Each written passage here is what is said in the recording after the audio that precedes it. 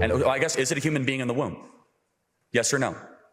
Yes. Well, then why don't you give the human being rights? Well, that's what I'm trying to just... No, ask the question. There will be a woman that sees this that's contemplating an abortion right now. Yeah, and I pray that she doesn't do it. And I hope she takes a pause, and I'm going to be very honest with you. The next 9 months will be hard. Your body will change. You're going to go through mood swings, and then it's not going to get much easier once the baby comes in.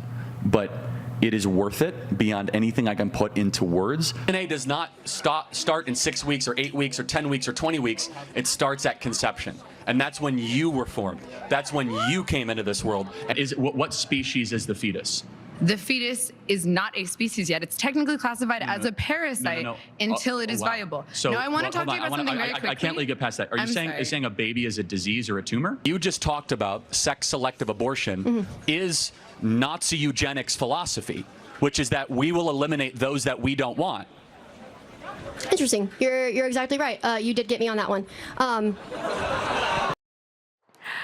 I love that moment. Well, Charlie Kirk was a devoted father and a tireless advocate for the pro-life movement, using his platform to speak with courage and compassion for every human life.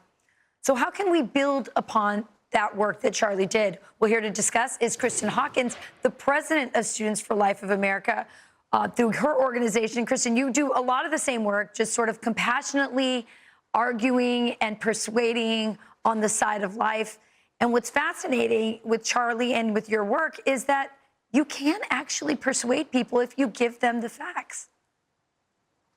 That's absolutely right, Rachel. And I think what you saw in those videos is Charlie not only planting seeds of truth in the minds of those who were brave enough to talk to him, but also the entire audience. And that audience was in person, but then also millions online. And that's what we see every day. I mean, the comments that have been coming in online since Charlie's assassination, people writing to me personally saying, I used to be pro-choice, and then I saw a video of you, I saw a video of Charlie, and I knew I could no longer be associated with that. Comments from young people who've come in by the hundreds to Students for Life saying, what more can I do? I know I've always been pro-life, but I was always afraid. But with what happened with Charlie, I know I can no longer be silent about this. And so I think what we're seeing, Rachel, is God, taking this horrific tragedy, and we're seeing young people rise up. And I think Charlie is very excited about that, looking down from heaven. Yeah, I couldn't agree more. Listen, I wanted to do this segment because I was moved by how compassionately he dealt with it. And it's a tricky subject because a lot of the women in the audience have had abortions. Chemical abortions are very easy to do. That's kind of how I learned through a conversation that Charlie was having with a young woman that so many young college girls were having these abortions in their dorm rooms. They didn't know what they were doing. They were lied to. The fact that he was so effective in such an emotionally charged environment, I just think speaks to just how much compassion and love he had in him. That's right. And when Charlie goes to campuses, when I go to campuses, I was on campus when Charlie was assassinated.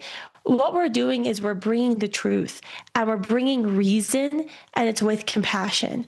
And because it's Sunday, I wanted to share this quote from Pope Benedict. He said, when reason is abandoned, violence becomes the only remaining path. And I think that's the challenge before us now, where can we go and continue to exercise our First Amendment rights on college campuses, bringing reason, bringing truth with love and compassion, as Charlie did so effectively? Yeah. Or do we allow the violence to rule the day? Yeah. Well, I really am sad that Charlie's not there to shine that light on campuses that never, ever in the classroom value this point of view. But I'm really glad that you're still in the fight. You are wicked smart. I've seen you debate and persuade myself, and you do it every day on campus with Students for Life. And so I love that you're honoring him by continuing your work. Kristan Hawkins, Students for Life, thank you. Thank you, Rachel.